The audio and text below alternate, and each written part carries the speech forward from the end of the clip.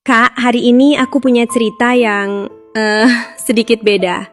Ini tentang Bu Lurah dan seorang pemuda bernama Fikri, pengusaha UMKM yang baru naik daun, yang tiba-tiba dapat tugas negara buat nyanterin Ibu Lurah ke kota.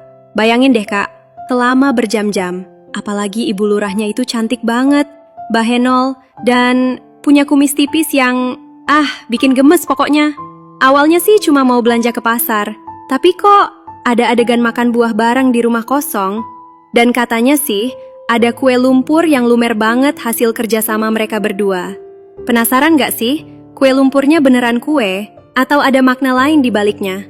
Duh, daripada kakak makin gak fokus, mending kita dengerin aja yuk ceritanya langsung dari sudut pandang Ibu Lurah yang cantik ini. Siapkan posisi ternyaman ya kak, tutup matanya, dan dengerin baik-baik ya. Pokoknya so sweet banget. Ayo kita mulai cerita tidur kali ini. Kamu tidur aja ya, biar aku yang cerita. Selamat malam semuanya. Hari ini, aku ingin berbagi sebuah rahasia kecil yang kusimpan rapat. Kenalkan, aku adalah istri seorang lurah di sebuah desa yang tenang. Di usiaku yang sudah menginjak 47 tahun, orang-orang bilang aku masih tampak seperti awet muda. Tapi bagiku, kecantikan itu hanyalah cara untuk menutupi rasa bosan yang kadang menghampiri. Suatu hari, suamiku mengajakku ke rumah seorang pemuda bernama Fikri. Dia pengusaha catering muda, baru 29 tahun, tapi prestasinya luar biasa. Katanya, dia lebih memilih membangun usahanya sendiri daripada meneruskan toko material ayahnya yang sukses itu. Aku suka pria yang punya prinsip, dan Fikri, dia punya sesuatu yang lebih dari sekedar prinsip. Begitu kami masuk ke rumahnya, aku bisa merasakan tatapannya.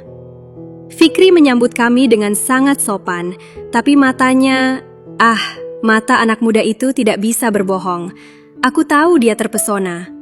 Aku sengaja duduk dengan sedikit santai di depannya, menjelaskan pesanan hajatan yang kami butuhkan dengan nada yang paling lembut yang kupunya. Aku sadar, setiap kali aku bicara, perhatiannya selalu tertuju pada bibirku. Mungkin karena kumis tipisku yang sering dibilang manis oleh orang-orang. Aku memberikan senyuman terbaikku, sengaja membuatnya sedikit manja, hanya untuk melihat bagaimana reaksi pemuda sukses ini. Fikri berusaha tetap profesional, tapi aku bisa melihat bagaimana dia berjuang keras untuk tidak berpaling dari pemandangan di depannya. Ada sesuatu yang bergerak di balik matanya yang tenang itu. Sebuah imajinasi yang mulai berkelana, dan jujur saja, aku sangat menikmatinya. Melihatnya terpaku seperti itu, aku justru merasa tertantang. Aku ingin tahu, sejauh mana pemuda ini bisa menahan diri di depanku. Obrolan sore itu terasa begitu hangat. Suamiku tampak asyik sekali bertanya tentang perkembangan bisnis catering Fikri. Aku hanya mendengarkan sambil terus memperhatikannya. Fikri bercerita kalau besok dia harus ke kota untuk meninjau agen barunya. Katanya, bisnisnya perlu banyak pendampingan langsung darinya. Anak muda yang sangat bertanggung jawab, pikirku. Tiba-tiba, suamiku memberikan usulan yang sebenarnya sudah aku harapkan. Dia bilang kalau besok dia ada rapat dengan Pak Camat, dan aku kebetulan memang ada janji di pasar kota untuk belanja keperluan hajatan. Suamiku meminta Fikri untuk mengantarku dengan mobilnya, supaya aku tidak kepanasan. Aku menatap Fikri dalam-dalam. Aku bisa melihat jakunya bergerak, seolah dia sedang menelan ludah karena gugup. Aku pun melemparkan senyuman yang sengaja kubuat sedikit misterius.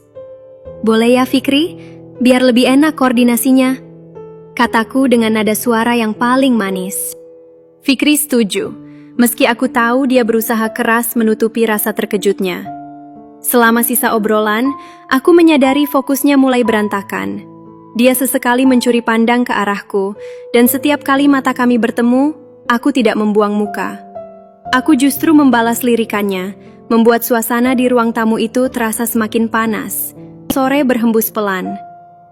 Saat kami pamit pulang, aku tidak langsung pergi begitu saja. Di depan pagar, aku berbalik dan menatapnya sekali lagi. Besok pagi-pagi sekali ya Fikri, biar belanjanya bisa lama. Dan siapa tahu kita bisa mampir ke tempat lain juga. Ucapku sambil memberikan kedipan kecil yang aku yakin akan membuatnya terus terpikirkan. Sesampainya di rumah, aku tidak bisa menahan diri. Aku meraih ponselku dan mengiriminya pesan singkat. Hanya untuk memastikan dia tidak lupa menjemputku, sekaligus untuk mengingatkannya bahwa besok hanya akan ada aku dan dia di dalam mobil itu.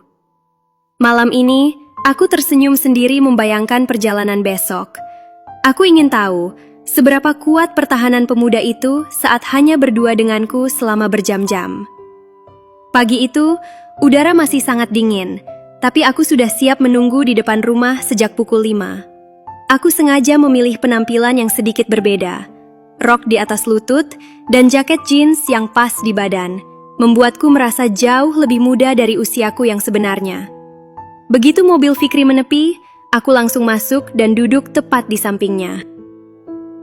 Dia sempat bertanya dengan ragu, apakah aku tidak pamit dulu? Aku hanya tersenyum tipis dan menjawab santai kalau tidak ada orang di rumah. Aku sengaja memakai parfum dengan aroma yang cukup kuat pagi ini. Dan benar saja, aku bisa melihat hidungnya kembang kempis menghirup aroma itu. Dia tampak lebih bersemangat, meski matanya masih sedikit mengantuk. Di dalam mobil, suasana awalnya hening, tapi aku tahu matanya sesekali mencuri pandang ke arah kakiku. Aku memutuskan untuk mulai memancingnya. Fikri, umurmu sudah 29 tahun kan? Masa belum punya pasangan? Tanyaku. Jawabannya standar, katanya belum ada yang mau.